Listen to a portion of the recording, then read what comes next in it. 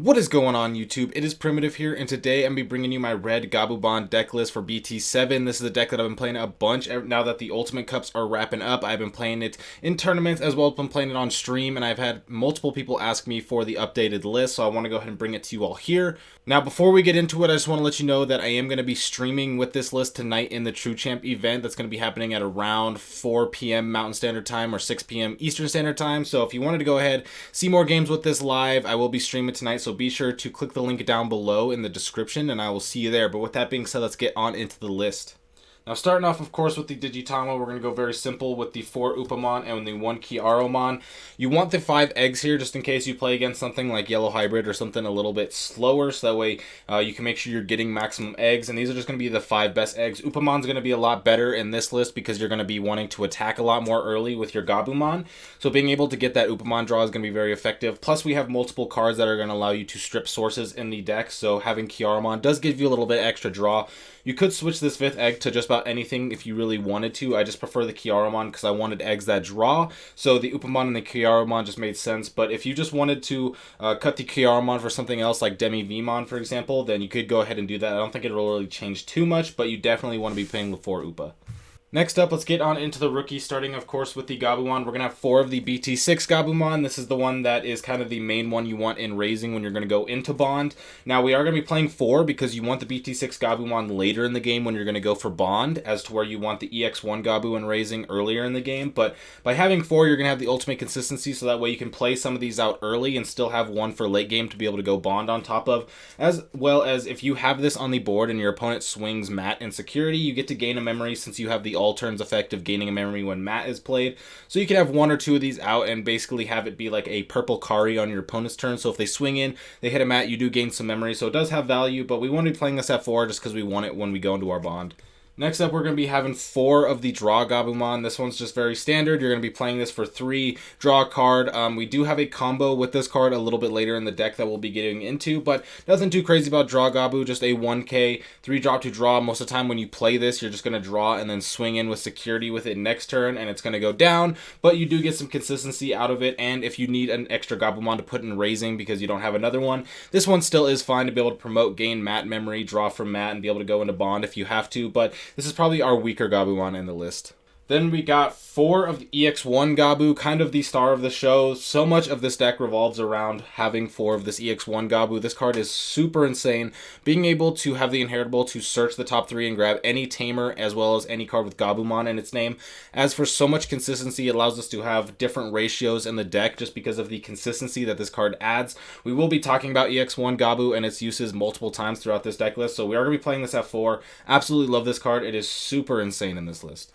Then to finish off the rookies, we are just going to be having our floodgates of 3 Madoki, 1 Siako. I decided just to play the 1 Siako because the matchup where it really helps in Yellow Hybrid and Green Hybrid, those are matchups where you kind of just need to find your combo with the red cards and the Gabumon, or else you really don't have a win condition anyway. So if they start to go crazy with it, finding the Siakos in there didn't really help me that much. I was playing 2 Madoki and 2 Siakos, but I found the Madokis just be much more helpful in matchups such as the Blue Hybrid or Purple or things like that, or Yellow decks where they're playing Blinding Ray. I found the Madoki just to be way more helpful than the Siakomon. With the Siakomon, you just kind of need to be able to go Bond, go into multiple Lightning Joust, and go for game anyway in those matchups. So I just played it as 1. You could potentially cut the Siako and just go 4 Madoki, but as of right now, I'm just playing the 3 Madoki, the 1 Siako. The Siako is still good, just not as good as the Madoki, so I preferred the Madoki over that. Now getting on into our champions, we're going to start off with 4 Kumamon. This is going to be our main level 4 hybrid. We don't have a big hybrid package in this list because we're focused more on the Gabumon and less on the hybrids, but you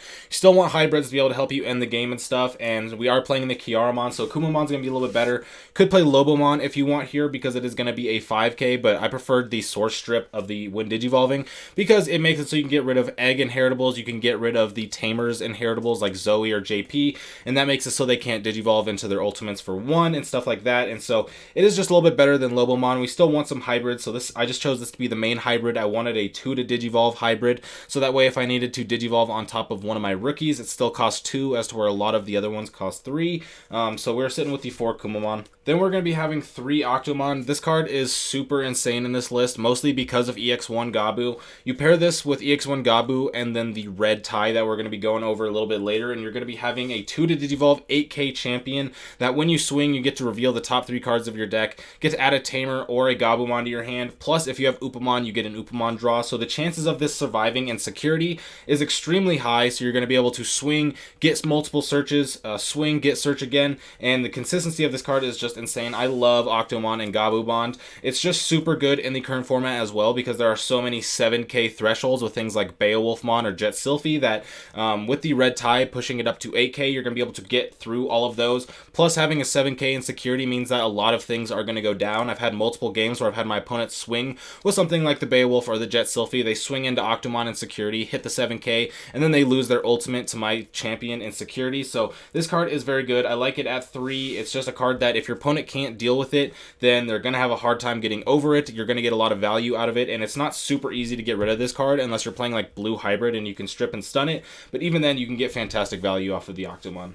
Then to finish off champions, we're going to have a couple more hybrids. We're going to have 2 Kendo and 1 Korikaku. Now, we're only playing 1 Korikaku because this isn't a hybrid deck. I'm not playing Tommy's, and so the only way to actually get his stunning effect is to Digivolve him on top of one of the other hybrids for 1, which is nice, and so I decided to play it at 1. It is also 2 to Digivolve on top of a Tamer, so it still works as like Kumamon if I put it on top of a Tamer, so it helps go for game, and it's another 2 to Digivolve Tamer on top of, or hybrid on top of your Tamer, so it works. But you only get the stun if you Digivolve on top of your Kendo or Kumamon for 1, which is not happening very often because a lot of times when you swing with one of your hybrids, they either go down or you don't want to Digivolve on top of them because, for example, the Kendo is just a card that you want on board so you can continue to get his effect. So we're only playing the 1 Korikaku. It's not as effective. It's just kind of a nice little tech in here that helps stun sometimes, but it doesn't really flow with the synergy of the deck. So as much as this card is insane, I decided to go with the Octomons over extra hybrids, and we aren't playing Tommy's, so it's not as potent as it is in blue hybrid. And then the 2 Kendos are super fine in this list. They're not as good in regular blue hybrid. They're way better in this list because not only do we have less removal for rookies because we aren't playing Beowulf in this list, but you can also go ahead and just Digivolve this on top of EX1 Gabu, and it's fine because you'll be able to swing, get this one attacking effect, and get EX1 Gabumon's inheritable and potentially Upamon's inheritable. So you can get a lot of value off of it. By playing the EX1 Gabus, you can afford to play more things like Kendos and the Octomons because it just gives you so much value and so much consistency while also giving you a better offensive presence. So I decided the 2 Kendos, that way you can bounce back things like memory blockers, the Gazimons, things like that. You can bounce back Bokomons, you can bounce back Salamons or things like that so they don't recover, anything like that. I just really like the Kendo here because it just didn't feel that bad. You don't have to really Digivolve this on top of your Tamers a lot of times. You can Digivolve it on top of Gabumon. You'll be fine. You'll promote, gain memory, and draw cards off a mat. Digivolve on top of the EX1 Gabu, swing, get extra value and all that. And so it works out really well. And so this is going to be the champion lineup. A little bit small, but we are focusing on the Gabumon package, so we don't really need to play all those hybrids. Then we got 3 Bond of Friendship. I only play 3 in this list, and I've only been playing 3 even since BT6 format when I was playing Gabumon because with EX1 Gabu, I'm going to mention it once again, the consistency you have is super high. You draw so many cards with Matt, plus you have Davis. The amount of search in this list is very high, and so the chances that you find Gabumon are extremely high, and you only need 1 of these a game. It's very rare that you're going to be able to go for more than 1 of these in a single game, and so if you have any more than 1 in your hand, it's instantly a dead card, and so I found it to be way too clunky at 4, especially when you're playing the 4 EX1 Gabu and the Octomon package. You're going to find your Bond. So by playing it at 3 instead of 4, you have 1 less card that's going to be clunky in your hand and more space in your deck to be able to play other cards. And so, yeah, I'm a big fan of 3. I will probably play 3 in any deck where I'm playing EX1 Gabu because the consistency of finding this is just way too high. And again, you're probably never going to go into more than 1 of these. It's going to be very rare that you go for a 2 or 3 Bond game. So, like I said, you only need 1. Now getting on into the Tamers, we are going to start off with the 4 mat, of course. This is Gabumon. We want to be maxing out on the mat. Being able to promote, gain memory, and draw cards that stacks with the multiple mats is going to be so much value and so much just extra resources that your opponent's not going to be able to have. It's going to make it so it's very awkward for your opponent because if you stack this with Davis, you could be going to 5, 6 memory while drawing extra cards, and it's just going to make it very hard for your opponent to be able to keep up. So if you get multiple of these going into the late game, you're going to be able to start snowballing just because of the amount of resources. And then of course we're playing the 3 Davis. We need a memory tamer in this list. It does cost 3 to go into Bond, and so we want to be guaranteeing that we're having at least 3 memory, and by having Davis plus at least one mat on the board. If you promote a Gabumon, you're going to go to 4 memory, which means that you're going to have enough memory to be able to go into Bond of Friendship for 3, and then Lightning Joust for 1, and be able to go for your main combo. So you want these in tandem together. Obviously, you want to be able to stack mats on top of each other, but as long as you have at least 1 and 1, you are going to be having enough memory guaranteed to be able to go for your main combo. So we want to make sure that we have the memory tamer. I like Davis at 3. Davis is just one of the best, if not the best, memory tamers. So easy picking it here. It's just, do I want to play it at 3 or 4? I like it at 3 because with Davis, a lot of the times you don't really need to play more than one of it a game. Yes, the search is nice, but if it comes out of security for free, you're happy, but a lot of the times you don't want to be playing Davis for 4 out of your hand when you already have a Davis out, because it just gets you search when you already have a bunch of search with this deck. So we're just playing 3 because it's a good consistent number. Then I'm playing 2 Tai as part of the red package. This and the Lightning Joust are going to go together. We only need to play it at 2 because, once again, EX1 Gabu is insane. It lets you hit any tamer off of its effect, and so you're able to search this off of the EX1 Gabu effect, so you don't need to play this at a higher count because you're going to have higher search consistency for it, and since you can search it out of your deck, you'll be able to find it pretty consistently, and so I just like it at 2. Playing any more than that felt very clunky because this is another card that you really only need 1 out for the color source. If you get both of them out, you do get a little bit of extra DP buff, but I've never had that extra 1k really come in handy, and so you really only need the 1 out, so playing it at 2 just makes it so you don't clunk it up. Now, getting into the option cards, we'll start off with the 4 Hammer Spark. Hammer Spark is just one of the most, if not the most versatile cards in the game. It's super strong. Being able to gain memory and extend your turns is very good. Being able to have this in security helps you have defense and security as well. So not too much to say about Hammer Spark. I play this in pretty much all my lists because it is extremely powerful, it's extremely versatile,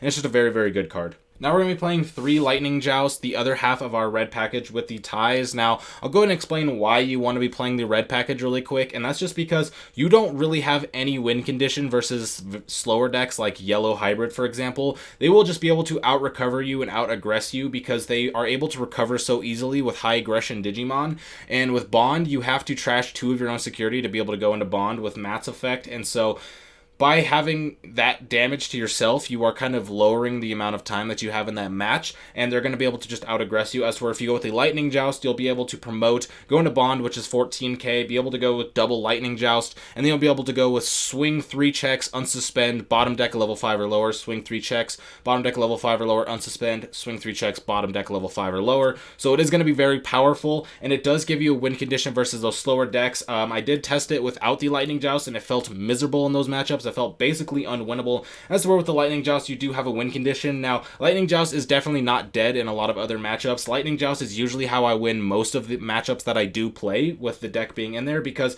you can just go in for, like I said earlier, if you have Davis and Matt, you can go to 4, and you can go Bond and Lightning Joust, and as long as you're not going to hit something like Hammer Spark or Jack Raid, and or you have a Madoki on the board just to negate those, if you have it safe, and you know you're not going to hit something that either deletes your Gabumon or it's going to pass your turn, then you can just swing in and go for game. And so versus things like red hybrid, green hybrid, blue hybrid, I go for Bond, Lightning Joust all the time, and that's kind of the main win condition. So it's not dead in the other matchups, but it is completely necessary in the yellow matchup, or else you're just not really going to have any sort of win condition. So that is why we are playing the red package with the ties and the Lightning Joust. On top of that, it is just super fun being able to go into a Bond of Friendship that can swing for 6 to 9 security checks and just make it so that no matter how much security your opponent has, they are going down. So with that being said, let's go ahead and get on to the rest of the options. We do have 2 Howling Memory Boost. This is just an extra memory source. You're going to be able to play this, bust it later with the delay effect to be able to gain 2 memory, which is really nice. It plays around things like Purple Mimi a little bit better because you only have to give the memory the once, and you're going to be able to just delay. They won't be able to use Mimi with that. You'll be able to gain the memory, but it's also just very good at stunning and stripping, being able to, if your opponent has something on the board, you can just strip their sources, draw with the Kiaro if you have it out, stun them, and then you'll be able to delay later for extra memory. So it's just all around very strong card. One of the strongest memory boosts outside of probably reinforced memory boost. So I want to make sure that I'm playing it because of just the utility that it has. Then we're playing 2 Aqua Viper. Aqua Viper feels very necessary because, as you saw, we weren't playing Beowulf in this list, so we have a lot less ways to bounce things that are level 4 or lower. And so Aqua Viper is very nice because, one, it plays in the blue hybrid matchup super well. If they get you down to something with no sources on the board and it's stunned and they're going to get a bunch of Swordjo memory, you can go and Aqua Viper that back into your hand to play around it. But it's also just very good in matchups like Purple, for example. If they want to go ahead and drop down a Scatter Mode and those drop down 2 Eismons, you can can Aqua Viper back to be able to bounce those back to their hand, slow them down 1 to 2 more turns, make so they have to have another scatter mode go down to be able to drop 2 Eismons, or you can just slow down a lot of aggression, like if you're playing the blue hybrid and they have a Siako and a Madoki out, you can go ahead and bounce back one of your Digimon, bounce back both their floodgates. Now they have less aggression on the board, and they're going to have to play out their rookies once again. So it just slows people down a lot. It's just a good replacement when not playing Beowulf to be able to have good bouncing potential. With this, the 2 Kendo Garurumon and the 3 Bond of Friendship, you do have a pretty good way to bounce back just about everything in the metagame. Obviously, you can't bounce back level 6, but that's okay, because if they go into level 6, you're just going to try to go into Bond and go for game anyway. But being able to bounce back the lower 5, 3, 4, 5 stuff is going to be very crucial. So I do like the Aqua Vipers here. I did mention that the Draw Gabu did have a little bit of a combo that we talk about later, and this is the Aqua Viper, being able to play down Draw Gabu for 3, and then you can bounce it back into your hand to be able to bounce back 2 of your opponent's Digimon, so you'll be able to get the draw, bounce back 2 of their opponent's Digimon, and you have the Gabumon back into your hand to be able to play later, get a little bit more draw. I've done that so many times with this list, and it is pretty effective. You're able to effectively get 2 draws in a 1 to 2 turn span, depending on how much memory you have when you go for the turn, and so it's good consistency, and it's good at just slowing down opponent's aggression. And then to finish off, we have Ice Wall, what is arguably the strongest card in the list. Obviously, if we could play this at 4, we would, but we can't because it's restricted down to 1, so we're just playing the 1 Ice Wall, but it is still a very strong card. It is going to win you games. Putting your opponent to 1 with Ice Wall is still an extremely powerful tactic, so you definitely want to be doing that when you can. So with that being said, this is going to be the list. If you enjoyed, be sure to give a like and subscribe, and if you want to see this live, be sure to follow me on Twitch down below, so that way you can come watch me play this live. And I will be playing this for a large majority of the rest of the BT7 metagame, just because I love Bond of Friendship so much. But with that being said, I'll catch you all next time. I hope you have a fantastic rest of your day. Peace out.